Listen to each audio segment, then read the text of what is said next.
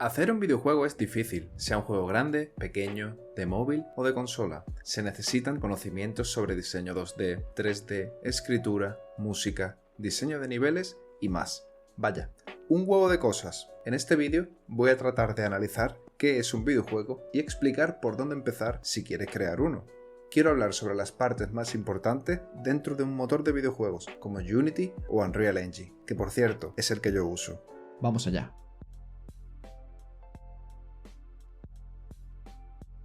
En primer lugar, ¿qué es un videojuego? Consultemos el diccionario. Un videojuego es un juego electrónico que se visualiza en una pantalla, o también pone dispositivo electrónico que permite, mediante mandos apropiados, simular juegos en una pantalla. Vale, estoy de acuerdo con que se visualiza en una pantalla y con que usa mandos apropiados, pero vamos a cambiarlo un poco, porque esta definición es una mierda. A mí me gusta pensar que un videojuego es una aplicación gráfica interactiva consumida para entretenerse, divertirse, competir o aprender, donde la interacción con el usuario se crea usando controladores apropiados. Vamos a quedarnos con la primera parte, la de aplicación gráfica interactiva. Una aplicación gráfica tiene un conjunto de elementos visuales. Pueden ser botones, ventanas... ¡No! Ahora, vídeos, etc. Estas se utilizan para comunicar fácilmente a una persona con un ordenador, porque claro, no todos sabemos escribir binario, no estamos en Matrix. ¿Y cómo funciona una aplicación gráfica interactiva? Pues son 3 pasos. Ver una imagen que se muestra en pantalla, ejecutar una acción interactuando con la aplicación mediante un controlador y en función de la acción veremos una nueva imagen en la pantalla. Fácil, ¿no? Ahora vamos a llevar esto mismo a un videojuego. Supongamos una pantalla en la que se están mostrando una serie de elementos y usando un botón del teclado la imagen se actualiza dependiendo de a dónde le demos. En el caso de una consola, pues usando el mando. Es importante saber que la cantidad de imágenes que aparecen en un minuto es importante para la fluidez del videojuego. Si en un minuto se muestran 20 imágenes, veremos una calidad peor que si en ese mismo minuto se mostrasen 60 imágenes. Esta forma de medir la imagen son los FPS que todo el mundo conoce. Por otra parte, en cuanto a la finalidad de la aplicación, es porque todos conocemos videojuegos especialmente divertidos o con un componente competitivo e incluso videojuegos educativos. Y finalmente sobre usando controladores apropiados. Eso es muy relativo. Para explicaros esto, os voy a contar algo. Mucha gente piensa que el primer videojuego de la historia es Pong, el de los palitos y el punto, vaya, pero realmente no. Es un juego anterior, Oxo, también conocido como 3 en raya. La creación de este videojuego es un tema aparte para un vídeo, pero lo importante a destacar es que el controlador de dicho juego era un teléfono de los antiguos, de los que giran. Al necesitar únicamente 9 botones, con los botones de un teclado de teléfono era suficiente, así que los conectaron y a funcionar. Y el juego en sí era una recreación del 3 en raya para un jugador en la que en el primer turno tú elegías quién empezaba, si el ordenador o tú, y luego pues comenzaba el juego. Otro ejemplo de lo relativo que es elegir un controlador apropiado es Playdate, que es como una Game Boy, pero con manivela. En fin, no entiendo. Y tú, amigo, te preguntarás, ¿a dónde quieres llegar con esto? Pues a que un controlador puede ser cualquier cosa, pero si hay hasta juegos que se controlan con el culo. Sigamos, ya tenemos lo que es un videojuego, pero claro, volviendo al tema del vídeo, a lo largo de los años se crearon muchísimos juegos sin necesidad de motor gráfico, como por ejemplo Pac-Man, Mario, Donkey Kong y otros muchos. Pero claro, no fue hasta que empezaron a querer desarrollar mapas en 3D que empezaron a desarrollar aplicaciones para esto. El primer motor de videojuegos de la historia fue Freescape Engine, un motor desarrollado a finales de los años 80 por Incentive Software, el cual fue utilizado para un juego llamado Driller, el cual permitía generar un verdadero entorno 3D con libertad de movimiento. Pero, ojito, no fue hasta 1993 que se popularizó el término motor de videojuegos gracias al motor de Doom. Este motor fue creado con lo que se llama arquitectura orientada a la reutilización, como Frankenstein. Sí, un momento, lo explico. En vez de reutilizar trozos de cuerpo,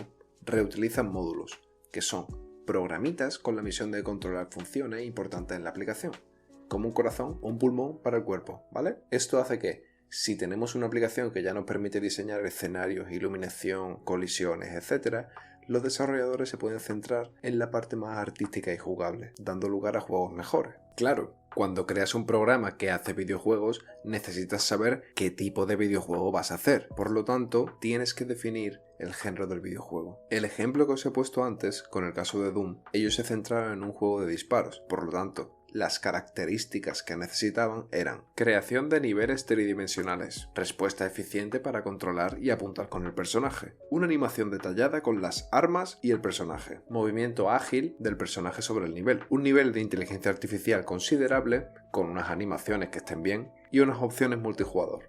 Pues gracias a la fama de Doom, un montón de empresas posteriormente, buscando el mismo tipo de juego, empezaron a crear una serie de motores a lo largo de muchos años, como por ejemplo el motor Quake, usado en el juego del mismo nombre, siendo el motor que sirvió de base para el videojuego Half-Life, el motor Gold SRC. Otros ejemplos son el motor Frostbite, usado en la saga Battlefield, o el motor de CryEngine, usado en la saga Crysis.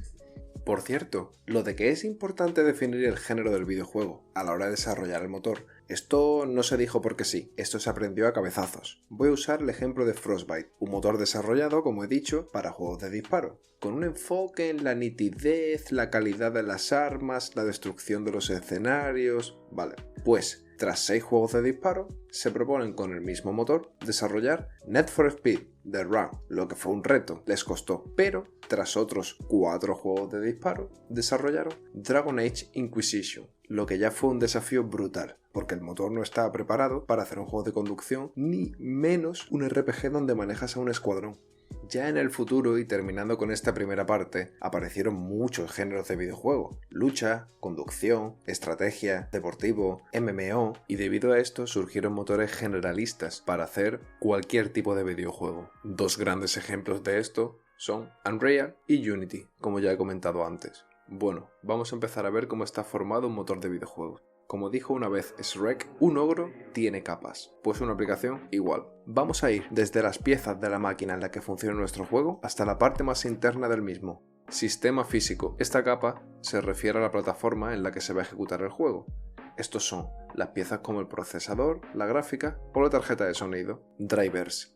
Un driver es un software que controla las piezas físicas de una máquina y sirven de puente con el sistema operativo. Por ejemplo, cuando tú montas un ordenador, lo primero que haces es instalar los drivers de la placa base, de la tarjeta gráfica y del procesador. Sistema operativo. Cuando antes he comentado en los drivers que su función era el servir de puente, faltaba por definir el otro lado del puente. Claro, cuando se utiliza un aparato electrónico, nosotros realmente estamos usando la potencia de las piezas que este aparato tiene. Para cubrir esta función tenemos los sistemas operativos, que no solo son utilizados en ordenadores y smartphones, ya que también las consolas o incluso una nevera tienen sistema operativo, reduciendo así las diferencias entre una consola y un ordenador. Los lenguajes más populares para la creación de sistemas operativos en Windows son C y C++. En Mac se utilizan Objective-C o Swift, y finalmente en Android se utiliza Java o Kotlin, Software Developer Kits. Al igual que muchos programas, en un videojuego se suelen utilizar bibliotecas de código. Vamos a ver a continuación las más importantes. Para el uso de los datos existe la biblioteca STL. Esta biblioteca da para otro vídeo, pero en resumen es un conjunto de archivos que incluyen nuevos tipos de datos y fórmulas o algoritmos para ordenarlos y buscarlos. Luego, para la creación de la ventana gráfica se utilizan bibliotecas como OpenGL o Direct3D, especializadas en el renderizado de gráficos. Por otro lado, para hacer simulaciones se tienen motores de física como por ejemplo el motor Havok, usado para renderizar fluidos, humo, fuego, gravedad y otros elementos. Y finalmente existen librerías para inteligencia artificial, usadas por ejemplo en la búsqueda de camino. Ahora viene la capa independiente de la plataforma. Esto existe porque los videojuegos se crean pensando en que van a salir en muchas plataformas. Lo normal. Por esto hay que aislar las capas que ya hemos comentado de lo que va a ser nuestra aplicación independiente, nuestro motor. Para separar estos elementos se utilizan los wrappers o monturas, que son programas que permiten traducir elementos escritos en un lenguaje a otro. Esto sirve para, estás haciendo el videojuego y cuando esté terminado lo puedes exportar a cualquier plataforma conociendo las piezas de esa plataforma. Imaginad que queréis crear un videojuego para PlayStation 4 o incluso crear una consola. Entonces tenéis que buscar las piezas que usan internet, los drivers, el sistema operativo, las librerías, etc. para, usando una montura, traducirlo al lenguaje en el que quieras programar tu motor. Y ya esto es igual si quieres hacer un juego de Play 5, de Xbox o de Switch. Venga, a otra cosa. Subsistemas principales. Ya tenemos el lenguaje del motor, pero el motor no hace nada. Tenemos que definir qué hace. Entonces existen una serie de sistemas que son los que se van a definir en esta parte. Estos son: biblioteca matemática, nos va a permitir hacer operaciones, trazar líneas, calcular trayectoria, estructuras de datos y algoritmos. Usa la biblioteca que ya hemos comentado, la biblioteca STL, y con ella optimiza los datos y los algoritmos para que el videojuego aumente el rendimiento. Gestión de memoria. Desde aquí se controla la memoria gráfica de una manera eficiente, para no producir sobrecarga en los elementos como la gráfica o la RAM. Venga, vamos, pim pam. Por último, herramientas de depuración y logging. Estas se usan para corregir el código y realizar el control de la aplicación. Ya la aplicación hace cosas. Pasamos a la siguiente capa. Un videojuego necesita objetos. Entonces, añadimos el gestor de recursos. Básicamente, su uso es importar, exportar y poder trabajar con archivos y ayudar al usuario a trabajar con estos objetos. El formato más típico para un objeto 3D de videojuego es FBX o también OBJ. Ya podemos usar objetos, pero no tenemos una ventana en la que se muestren. Así que ahora entramos en una capa que puede ser de las capas más difíciles de crear a la hora de desarrollar un motor de videojuegos, tanto que dentro de la capa de render existen procesos dentro del propio renderizado. Vamos a verlos ahora. Renderizado de bajo nivel. Desde este proceso se llama la biblioteca gráfica, ya sea OpenGL o Direct3D. Es en esta capa donde se gestionan además los shaders y los recursos de la tarjeta gráfica. Este proceso permite representar las distintas entidades de un videojuego, como las cámaras, los objetos, como los cubos, pirámides, esferas, y luego materiales y texturas. Luego vienen las optimizaciones. Una vez se indica lo que se quiere mostrar en cámara, se realiza una selección de lo que se va a renderizar, eligiendo no cargar los elementos que no se van a ver. Las técnicas más conocidas de optimización son el Scene Graph, en el que, por ejemplo, si tenemos un objeto en un videojuego y se encuentra duplicado, solo tenemos los datos de uno, y así en vez de cargar todos, cargamos uno individualmente. Otra técnica muy utilizada es el Occlusion Culling, en el que básicamente no se muestran los objetos ocultos por otro. Después de esto se añaden los efectos visuales. En esta capa se carga el humo, el agua, el fuego y los sistemas de partículas. Finalmente, el HUD. Ya tenemos una imagen de juego, pero falta algo, la interfaz 2D, por lo que en esta etapa lo que se hace es cargar la interfaz visual del videojuego y la posibilidad de crear los menús. En el siguiente nivel tenemos las herramientas de depuración. No siempre hace falta que estén dentro del motor, algunas veces se pueden utilizar aplicaciones externas. Lo más habitual consiste en construir herramientas de rendimiento de software vinculadas al análisis del propio motor. Siguiente. Venga, que esta mola. Motor de física. Es lo básico en un videojuego después de los gráficos. Un personaje tridimensional se caería al vacío sin colisiones. Los motores más utilizados de colisiones son el motor Havok, FixX o el motor Bullet, el que es usado para las físicas en Blender. Vamos a ver ahora las funciones básicas de un sistema de colisiones. Detectar las colisiones. Esto es, si pasan o no. Determinar el tipo de colisión para obtener información. Y después de la colisión, qué pasa cuando choca. Por ejemplo, un disparo puede romper un cristal, pero no puede romper una pared. Esto se consigue obteniendo información de a qué disparamos y el juego actúa en consecuencia. El siguiente es la interfaz de usuario, que no es la interfaz gráfica. En este componente se ofrece la oportunidad de conectarnos con el usuario, porque hasta ahora solo podíamos ver cosas, pero no podíamos interactuar con ellas. Desde aquí vamos a leer los eventos de entrada del usuario, como por ejemplo los botones, y vamos a aplicar también los eventos de salida, como cuando queremos indicar que el mando vibre. Ahora en el siguiente nivel se van a incluir las funciones multijugador. En esta se van a incluir el soporte de varios jugadores, ya que el funcionamiento de la aplicación va a ser distinto, y no solo existen funciones entre el juego y el usuario, sino también entre el juego y un servidor. En el siguiente nivel se van a crear los subsistemas de juego. Esto es la programación del juego. Desde aquí ya podemos controlar los elementos del mundo virtual que hemos creado. Ya podemos empezar a usar herramientas para crear caminos, crear sólidos, crear vehículos, armas, etc. Y en cuanto a personajes, ya se pueden controlar desde los NPC hasta el personaje principal y las cámaras que usa.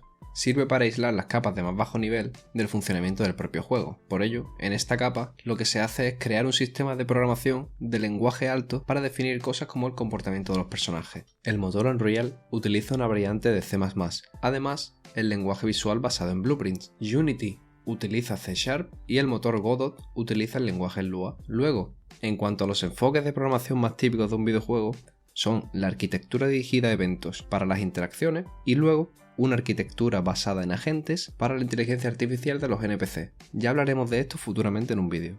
En el siguiente nivel tenemos el audio, el gran olvidado del videojuego. Pero es importante saber que, al ser un medio audiovisual, es especialmente importante el apartado sonoro para aumentar la inmersión, porque si no, es un medio visual. Existen varios motores de audio, sin embargo, uno de los más conocidos en videojuegos es Fmod, siendo muy compatible y es el utilizado por los motores de Unreal 4 y CryEngine. Vale, ya tenemos audio, gráficos, físicas, multijugador. ¿Está todo? Ya solamente faltaría crear tus propias normas. Esto se hace en lo que sería la última capa, la de subsistemas específicos de juego. Es la capa final en la que se definen las mecánicas del videojuego. Es cuando ya finalmente, utilizando todo lo que hemos visto que podemos usar, comenzamos a crear puzzles, aventuras, cinemáticas y mucho más.